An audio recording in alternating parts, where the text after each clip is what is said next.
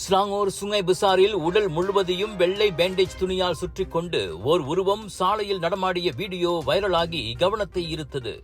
இரு கைகளையும் குறுக்குவாட்டில் நெஞ்சில் வைத்தவாறு சாலையின் நடுவே அந்த உருவம் நடந்து சென்றதால் வாகன ஓட்டிகள் திகைத்து நின்றனர்.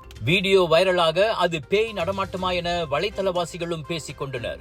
பேண்டேஜை சுற்றிய விதத்தை பார்க்க விபத்தில் மோசமாக காயம் ஏற்பட்டு மருத்துவமனையில் படுத்த படுக்கையாக இருப்பவர் போலும் இருந்தது.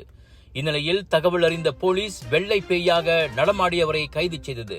25 வயது அவ்வாடவர் மனநலம் பாதிக்கப்பட்டவர் என்பதும் விசாரணையில் கண்டறியப்பட்டது. குடும்ப உறுப்பினரின் உதவியுடன் அவர் சபாபர்ணா மருத்துவமனைக்கு சிகிச்சைக்காக அழைத்துச் செல்லப்பட்டார். எங்க வீட்ல எல்லாரும் தினமும் காலையில ரெய்னாயூர் வெர்ஜின் கோகனட் ஆயில குடிக்கிறோம். நீங்களும் தினமும் ரெய்னாயூர் வெர்ஜின் கோகனட் ஆயில குடிங்க.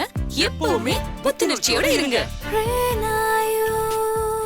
ஒவ்வொரு பொழுதும் ரெய்னாயூருடன் தொடங்குங்கள்.